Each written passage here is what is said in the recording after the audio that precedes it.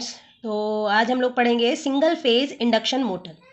जैसे हम लोगों ने अपने प्रीवियस लेक्चर्स में देखा था कि हम लोगों ने 3 फेज इंडक्शन मोटर की वर्किंग पढ़ ली, सिंक्रोनस मोटर 3 फेज की वर्किंग पढ़ ली। तो अब हमारा टॉपिक है सिंगल फेज इंडक्शन मोटर। तो सबसे पहले हम बात करते हैं इसमें कंस्ट्रक्शन की, कि कंस्ट्रक्शन कैसा होता है।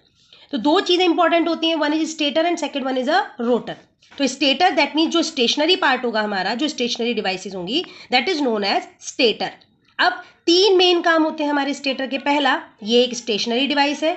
दूसरा, ये यूनिफॉर्म मैग्नेटिक फील्ड प्रोड्यूस करा रहा है हमारे एयर गैप तक। और तीसरा सबसे इंपॉर्टेंट काम, हम इसमें जो स्लॉट्स होते हैं, जो वाइंडिंग्स होते हैं, उसको लैमिनेट करके रखते हैं जिससे कि एडी करंट लॉसेस को खत्म कर सके। अब stationary part is done. Second आता है हमारा रोटर। अब अगर आपने देखा होगा 3 फेज इंडक्शन मोटर का वीडियो, उसमें हमने 2 तरीके के रोटर डिस्कस किए थे, एक वाउंड टाइप और एक स्क्वायरल केज। जो वाउंड टाइप रोटर था हमारा, वो यूज होता था हमारा 3 फेज और 3 फेज सप्लाई पे, जबकि जो स्क्वायरल केज रोटर था that is used in single phase supply as well as 3 phase supply. तो इंडक्शन मोटर में हम जो रोटर यूज कर रहे हैं that is squirrel cage rotor. अब ये जो स्क्वायरल केज रोटर है, बिकॉज ये सिंगल फेज सप्लाई पे काम कर रहा है और no brushes and no slip rings की वजह से इसकी स्पीड को या पावर को हम वेरी नहीं कर सकते हैं, तो इसकी स्पीड लिमिटेड होती है हमारी। तो इस तरीके का रोटर हम यहाँ यूज कर रहे हैं। Now the working principle. तो वर्किंग प्रिंसिपल क्या है? सबसे पहले हमने अपने स्टेटर को कौन सी सप्लाई दी? Single phase AC supply. जैसे हमने उसको single phase AC supply provide कराया, स्टेटर की वाइंडिंग्स में करंट फ्लो होना शुरू हो गया, यानी जो पोल्स पे हमने वाइंडिंग कर रखी है उस पर करंट का फ्लो होना शुरू हो गया। जैसे ही करंट फ्लो हुआ ड्यू टू एमएमएफ, यानी number of current into number of turns into current, एक एमएमएफ प्रोड्यूस हुआ और उसने एयर गैप में एक फ्लक्स को प्रोड्यूस करा दिया।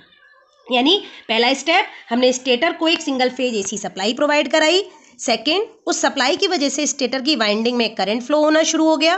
तीसरा, उस करंट की वजह से एयर गैप में फ्लक्स बन गया।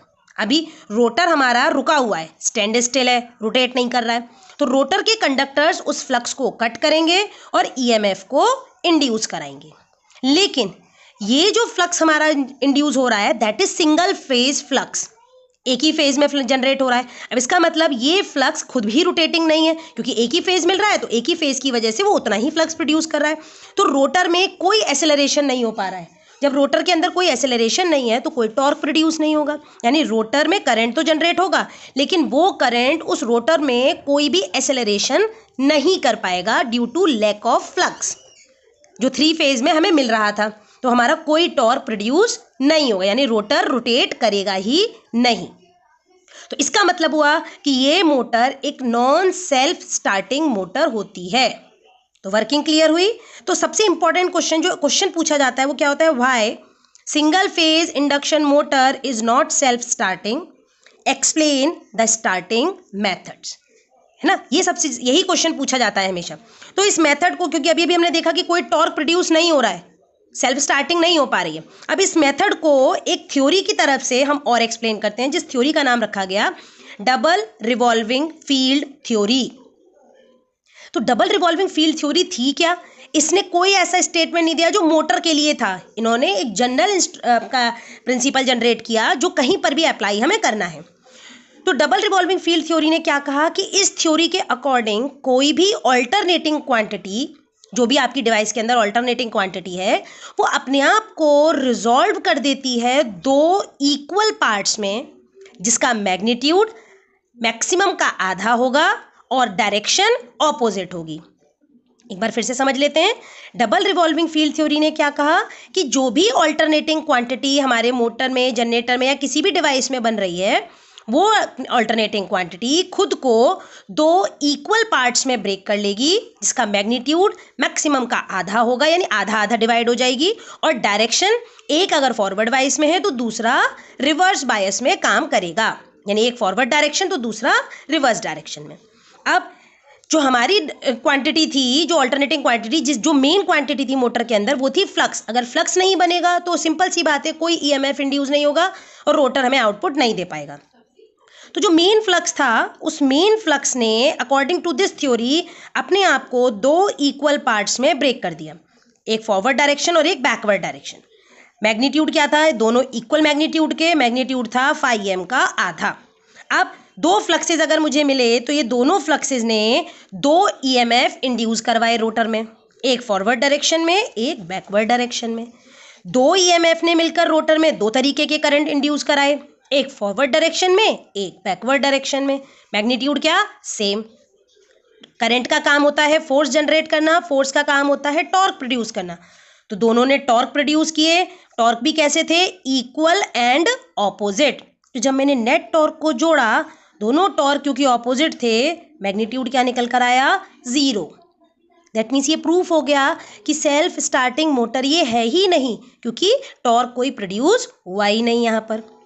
तो ये पहला पार्ट सॉल्व हमारा कि single phase induction motor self starting क्यों नहीं होती है, because there is no torque in the rotor. Rotor पर कोई टॉर्क इंड्यूस ही नहीं होता, जिसकी वजह से कोई भी ये मोटर सेल्फ स्टार्टिंग नहीं होती है। तो अब सबसे इंपॉर्टेंट पॉइंट क्या आया, इसको स्टार्ट कैसे कराया जाए। तो स्टार्ट कराने के मेथड्स देखे हमने। तो स्टार्टिंग मेथड्स थे हमारे 4। पहला स्प्लिट फेज इंडक्शन मोटर, दूसरा कैपेसिटर स्टार्ट इंडक्शन मोटर, तीसरा capacitor start capacitor run motor, और चौथा shaded pole induction motor.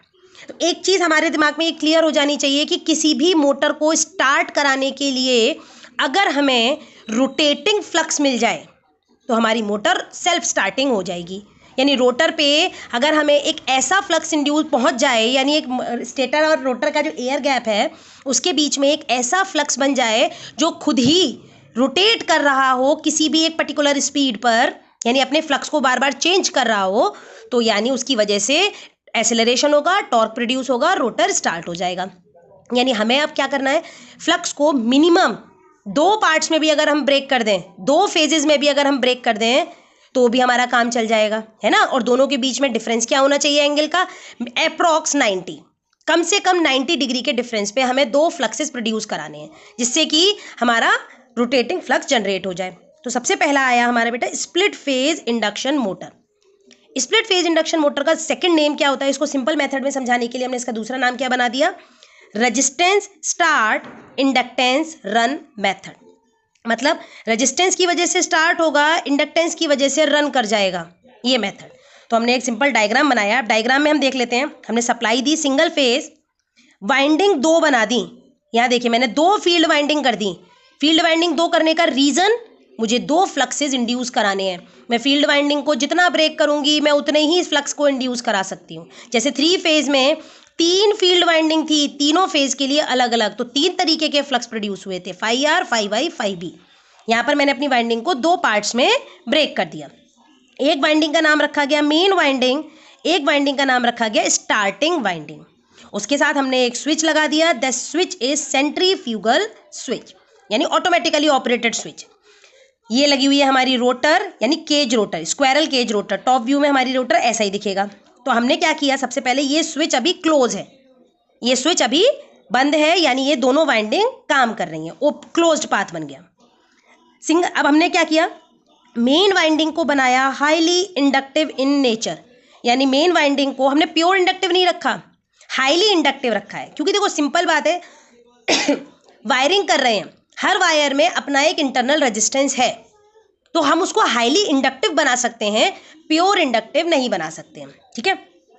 Starting winding को रखा हमने हाईली रेजिस्टिव इन नेचर, यानी ये वाइंडिंग रखी गई हाईली रेजिस्टिव।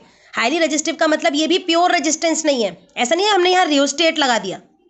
वाइंडिंग लगानी है, कॉइल बनानी है, तो कोई सिंपल सी बात है, अगर हम हैवी वायर के रेजिस्टेंस को भी टर्न्स देंगे तो वो कॉइल बन जाएगा। कॉइल बन जाएगा तो उसमें कुछ ना कुछ पार्ट इंडक्टेंस का भी ऐड हो जाएगा। तो ये भी एक तरीके से RL, ये भी एक तरीके से RL, बट इसके अंदर L मैक्सिमम, इसके अंदर R मैक्सिमम, ठीक। अब हमने क्या किया, जब हमें ये पता है कि मेन वाइंडिंग हमारी हाईली इंडक्टिव है, इसका मतलब इसमें जाने वाली करंट वोल्टेज को लैग करेगी एक लार्ज एंगल के साथ, 90 डिग्री के साथ नहीं कर सकती क्योंकि प्योर नहीं है, ठीक। वो भी हम फेजर डायग्राम में देखेंगे। और स्टार्टिंग वाइंडिंग में अगर हमारी हाईली रेजिस्टिव है तो ये भी क्या होगी, R के केस में V और I सेम फेज में होते हैं, तो ये भी ऑलमोस्ट सेम फेज में होगी, एग्जैक्ट सेम फेज में नहीं होगी, because it is not pure R। तो हमने क्या किया बेटा, जैसे ही हमने सप्लाई प्रोवाइड कराई, सप्लाई देते ही एक करंट जनरेट हुआ, करंट को 2 रास्ते मिल गए, एक स्टार्टिंग वाइंडिंग और एक मेन वाइंडिंग। दोनों वाइंडिंग में उसने अपना करंट फ्लो कराना शुरू किया। इसका मतलब दोनों फील्ड वाइंडिंग में जब करंट जाएगा तो ये दोनों फील्ड वाइंडिंग अपना अपना फ्लक्स प्रोड्यूस कराएंगी, एक स्टार्टिंग वाइंडिंग का फ्लक्स, एक मेन वाइंडिंग का फ्लक्स। यानी जो पर्पस हमें चाहिए था, हमें एक मिनिमम 2 फ्लक्स प्रोड्यूस कराने थे, हमने 2 फ्लक्स प्रोड्यूस कराए। 2 फ्लक्स प्रोड्यूस होते ही एक पर्टिकुलर एंगल के बाद वो दोनों फ्लक्स अपनी वैल्यू को चेंज कर रहे हैं, यानी घूमने शुरू हो गए, जिसकी वजह से हमारे आर्मेचर पे जो ईएमएफ इंड्यूस हुआ, यानी रोटर पे जो करंट जनरेट हुआ, उसने रोटर को एक्सेलरेट कराना शुरू कर दिया। रोटर घूमेगा तो एक क्या होगा, यहाँ पर रोटर हमारा टॉर्क प्रोड्यूस करेगा और रोटर स्टार्ट हो जाएगा। एक बार रोटर स्टार्ट होते ही बैक ईएमएफ बन जाएगा और बैक ईएमएफ फिर आपकी मोटर को ऑटोमेटिकली चलाता रहेगा। अब जैसे ही ये मोटर चलते चलते 70% अपनी स्पीड पर पहुंच गई, जितनी स्पीड है इसकी 70 to 80% अगर स्पीड पर पहुंच गई, उस टाइम पर हमारी मोटर में ऑटोमेटिकली हीट बहुत ज़्यादा बढ़ जाएगी। तो जैसे ही हीट बढ़ेगी ये सेंट्रीफ्यूगल स्विच ऑटोमेटिकली ओपन हो जाएगा। हीट ऑपरेटेड स्विच है ये, तो ये ओपन हो जाएगा। ओपन होते ही starting winding out of phase, starting winding हट जाएगी। अब इसका कोई काम नहीं है, एक ही वाइंडिंग बचेगी। लेकिन क्योंकि मोटर हमारी ऑलरेडी घूमना शुरू कर चुकी है, अब ऐसा नहीं है कि स्पीड घटेगी और मोटर रुक जाएगी, नहीं। एक बार घूमते ही उसके अंदर बैक ईएमएफ बन गया, और जब बैक ईएमएफ बन गया तो बैक ईएमएफ आपकी मोटर को ऑटोमेटिकली घुमाता रहेगा। जितना टॉर्क उसको चाहिए उतना टॉर्क से वो उसको काम कराता रहेगा। ठीक, तो ये हो गया हमारा स्प्लिट फेज। जो फेजर डायग्राम हमने देखा, तीनों वाइंडिंग में अगर देखें एक जैसा वोल्टेज जा रहा है बी, तो मैंने बेस माना वोल्टेज को। अब IST यानी स्टार्टिंग वाइंडिंग की current, it is almost in phase with V, तो हमने उसको बहुत कम एंगल के डिफरेंस पर IST को बना दिया। IM वोल्टेज को लैग कर रही है, तो मैंने IM को लैग करा दिया एक phi m एंगल के साथ। इन दोनों करंट की वजह से जो एंगल बना, दैट एंगल इज ऑलमोस्ट 90, यानी टॉर्क जो है वो प्रोपोर्शनल होता है हमारे एंगल के। एंगल जितना ज़्यादा, टॉर्क की वैल्यू उतनी ही ज़्यादा। अब क्योंकि यहाँ पर एंगल 90 नहीं है, 90 से कम है, इसीलिए इसका स्टार्टिंग टॉर्क बहुत पुअर होता है। क्लियर हुआ ये मेथड? इसका मतलब मुझे अभी स्टार्टिंग टॉर्क को और इम्प्रूव करना है, तो इम्प्रूव करने के लिए अब मुझे जब R और L से काम नहीं चला, तो अब हम इसमें जोड़ेंगे कैपेसिटर, तब हमारा बनेगा सेकंड मेथड। तो हमने वर्किंग क्या पढ़ी, जैसे ही सप्लाई देंगे, सप्लाई देते ही दोनों वाइंडिंग में करंट, अभी ये स्विच क्लोज है तो दोनों वाइंडिंग काम कर रही हैं, दोनों वाइंडिंग अपना अपना फ्लक्स प्रोड्यूस करेंगी, यानी फ्लक्स रोटेटिंग हो गया। और जब फ्लक्स रोटेटिंग हो गया तो उसकी वजह से क्या हुआ कि हमारा रोटर घूमना शुरू हो गया। रोटर घूमेगा तो घूमने की वजह से वो अपनी स्पीड में आ जाएगा। जब स्पीड 70 to 80% पहुंच जाएगी, ये स्विच काम करना बंद कर देगा, ओपन हो जाएगा। इसके ओपन होते ही starting winding out of phase, जब स्टार्टिंग वाइंडिंग हट गई तो केवल एक मेन वाइंडिंग बचेगी और हमारी मोटर रोटेट करती रहेगी। यानी इसका काम केवल स्टार्ट कराना है, मेन काम कौन कर रहा है, मेन वाइंडिंग। ठीक, तो अब आते हैं हम अपने नेक्स्ट मेथड पे, कैपेसिटर स्टार्ट इंडक्शन मोटर। तो मैंने क्या किया कि मैंने देखा कि एंगल जो था वो पुअर हो रहा था, हमारा 90 तक नहीं पहुंच रहा था, है ना। तो मुझे एंगल 90 से ऊपर पहुंचाना है, क्योंकि जितना ज़्यादा फ्लक्सेस के बीच में गैप बढ़ेगा उतना ही हमारे लिए फ़ायदा है, टॉर्क उतना ही बढ़ता चला जाएगा। तो मैंने क्या किया, स्टार्टिंग वाइंडिंग के साथ में एक कैपेसिटर लगा दिया। इसका मतलब this is highly inductive and this is highly capacitive, यानी मेन वाइंडिंग इंडक्टिव हो गई, स्टार्टिंग वाइंडिंग कैपेसिटिव हो गई। यानी IM वोल्टेज को लैग करेगा और IST अब वोल्टेज को लीड करेगा। तो वर्किंग से जब फेजर डायग्राम से ही समझ लेते हैं, वोल्टेज IM ने लैग किया, IST ने लीड किया, दोनों के बीच का एंगल देख लो, IST और IA का, अल्फा की वैल्यू बढ़ गई ना। अब अल्फा एंगल इंक्रीज कर गया, जब ये इंक्रीज कर गया तो स्टार्टिंग टॉर्क भी बढ़ गया। क्लियर? तो कैपेसिटर जोड़ने से हमारा क्या हुआ कि हमारा एंगल इंप्रूव कर गया। थर्ड मेथड में हमने क्या किया, थर्ड मेथड था हमारा सेम कैपेसिटर स्टार्ट वाला ही, capacitor start capacitor run method. इसमें से हमने सेंट्रीफ्यूगल स्विच को हटा दिया, यानी कैपेसिटर ही अपना सारा काम कर देगा।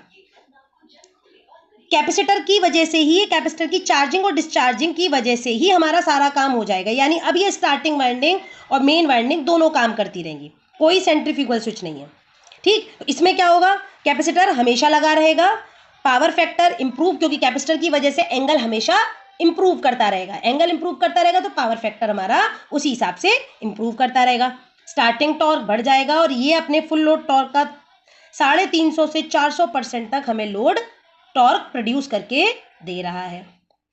तो कैपेसिटर की वजह से क्या हुआ, यानी अगर आप देखेंगे ना आपके घरों में जो फैन लगे हुए होते हैं उन फैंस के अंदर एक कैपेसिटर लगा हुआ होता है, कंडेंसर जिसे हम कहते हैं। हमें अगर स्पीड को बढ़ाना है या स्पीड को चेंज करना है तो हम कंडेंसर चेंज कराते हैं। कहते हैं जब पंखा खराब हो गया तो क्या कहते हैं कि कंडेंसर चेंज कर देंगे, पंखा हमारा सही हो जाएगा। वो कैपेसिटर ही तो है।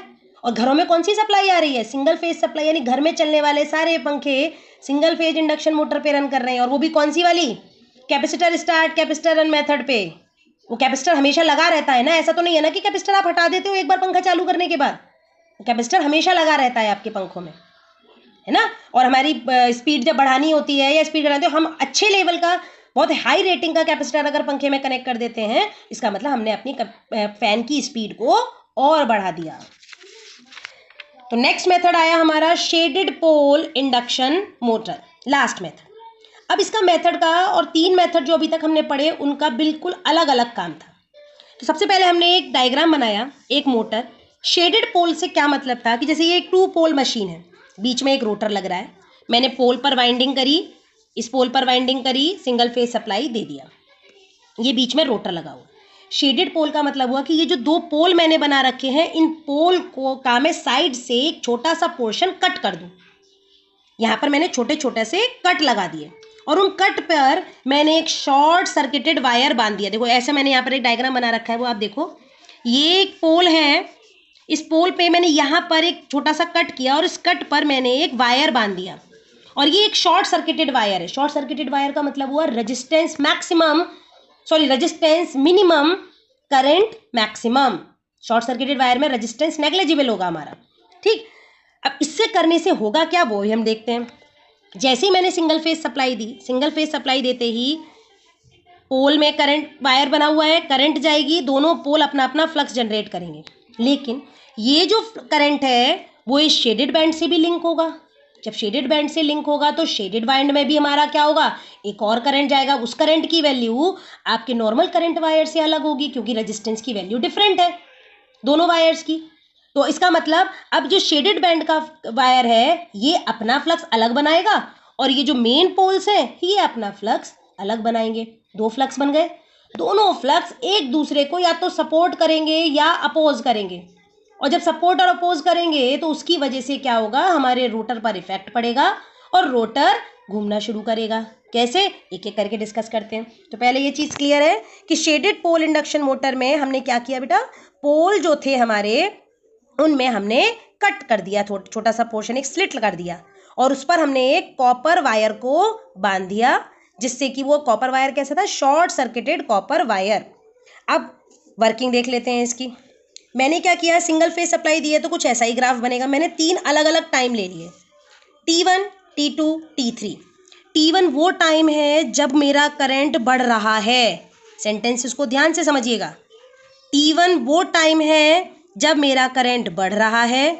T2 वो टाइम है जब मेरा करंट अपनी मैक्सिमम वैल्यू पर है। T3 वो टाइम है जब करंट अब डिक्रीज होकर 0 की तरफ जा रहा है। यानी 3 अलग अलग time, T1 increasing current, T2 fix यानी constant current, T3 decreasing current. अब एट टाइम T1 एक एक टाइम लेते हैं। एट टाइम T1 अगर हम देखेंगे तो करंट हमारा लगातार बढ़ रहा है। जब करंट बढ़ रहा है तो स्टार्टिंग में वो मेन फ्लक्स को, यानी इन पोल्स की वजह से जो फ्लक्स बन रहा है उन मेन फ्लक्स को इंक्रीज करेगा, क्योंकि शेडेड बैंड पे तो करंट उसके बाद पहुंचेगा तो भी वहां पर फ्लक्स बनना शुरू होगा। यानी मेन फ्लक्स की वैल्यू लगातार बढ़ती रहेगी, शेडेड बैंड की फ्लक्स की वैल्यू कम होगी उस टाइम पे। तो अगर हम देखें, ये जो हम लोगों ने लाइंस बनाई हैं, दीज लाइंस, ये dotted lines represent the main flux, और ये जो लाइंस हैं शेडेड बैंड पे वो φs को रिप्रेजेंट कर रही हैं। दोनों फ्लक्स का अगर रिजल्टेंट निकालेंगे, क्योंकि φm की वैल्यू ज़्यादा है, φs की वैल्यू कम है, तो रिजल्टेंट किसकी तरफ पहुंच जाएगा, φm के फेवर में। यानी अभी रिजल्टेंट फ्लक्स कहाँ है, अनशेडेड पोर्शन में, इस साइड। जब हम टाइम T2 पर पहुंचे तो करंट अपनी मैक्सिमम वैल्यू पर पहुंच गया, यानी करंट अब अपना मैक्सिमम वैल्यू, इससे ज़्यादा करंट नहीं बन सकता। इसका मतलब उससे ज़्यादा फ्लक्स भी नहीं बन पाएगा, यानी मेन फ्लक्स की वैल्यू लिमिटेड। लेकिन φs तो अब तक धीरे धीरे बढ़ चुका है, इसका मतलब फाई एस बढ़ रहा है और मेन फ्लक्स कांस्टेंट हो गया, यानी फाई एम और फाई एस का रिजल्टेंट अब कहाँ पहुंच गया, सेंटर में, क्योंकि फाई एस तो लगातार बढ़ रहा था, फाई एम अपनी मैक्सिमम वैल्यू पर पहुंच चुका है, इससे ज्यादा नहीं बन सकता।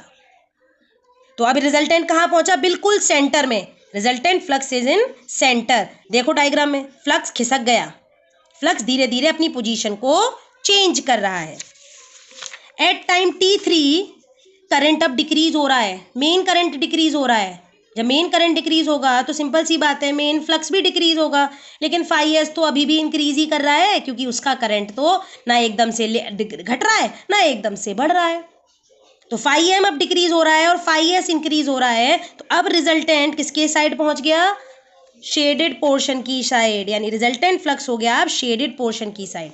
तो अगर आप ध्यान से देखोगे फ्लक्स रोटेट कर रहा है ना हमारा अनशेडेड पोर्शन से शेडेड पोर्शन की तरफ, और जब हम लोग नेगेटिव साइकिल में पहुंचेंगे यानी इस साइकिल की तरफ पहुंचेंगे तो काम उल्टा होना शुरू हो जाएगा, यानी अब वो फ्लक्स शेडेड से अनशेडेड की तरफ पहुंच जाएगा, यानी हमारा फ्लक्स रोटेटिंग मैग्नेटिक फ्लक्स बन गया, शेडेड से अनशेडेड, अनशेडेड से शेडेड, यानी फ्लक्स लगातार घूमने लगा एक पर्टिकुलर स्पीड पर। और जब रोटर रोटेटिंग मैग्नेटिक फ्लक्स पहुंच मिल जाएगा, इसका मतलब मोटर हमारी स्टार्ट हो जाएगी। स्टार्ट हो जाएगी तो इसका मतलब हमारा क्या हुआ, जो पर्पस हमें पूरा कराना था वो हो गया, हमारी मोटर को हमें स्टार्ट कराना था, हमने इस मेथड से स्टार्ट करा दिया। लेकिन डिसएडवांटेजेस, स्टार्टिंग टॉर्क बहुत पुअर होता है, क्योंकि यहाँ पर पोल के स्लिट पे और वायर की कंडीशंस पे डिपेंड करता है कि हमारा टॉर्क कैसा प्रोड्यूस हो रहा है, यानी स्टार्टिंग में हमें बहुत कम टॉर्क मिलता है। पावर फैक्टर भी बहुत लो हो जाता है, सिंपल सी बात है, पावर फैक्टर पे ही डिपेंड कर रहा है टॉर्क हमारा, एंगल ही नहीं मिलता दोनों फ्लक्सेस के बीच में। कॉपर लॉसेस जो होते हैं वो ज़्यादा हो जाते हैं, क्योंकि सिंपल सी बात है आप कॉपर वायर बांध रहे हो तो कॉपर लॉसेस दो जगह वायर बांध रहे हो, कितना भी नेग्लिजिबल वायर रेजिस्टेंस का वायर यूज़ करो फिर भी आप कुछ ना कुछ रेजिस्टेंस तो होता ही है हर वायर का, तो जिसकी वजह से एफिशिएंसी लो हो जाती है और यहाँ स्पीड रिवर्सल करना थोड़ा डिफिकल्ट काम हो जाता है। 3 फेज इंडक्शन मोटर में स्पीड रिवर्सल करना आसान काम है, वायर की पोजीशन चेंज की स्पीड रिवर्सल हो गया, बट यहाँ पर पॉसिबिलिटी नहीं है। तो यहाँ पर हमारा ये टॉपिक कंप्लीट हुआ जिसमें हमने पढ़ा कि single phase induction motor self starting क्यों नहीं होता और उसको स्टार्ट कराने के क्या क्या मेथड्स हैं। आई होप आप लोगों को ये चीज़ समझ में आ गई होगी। चलिए थैंक यू सो मच।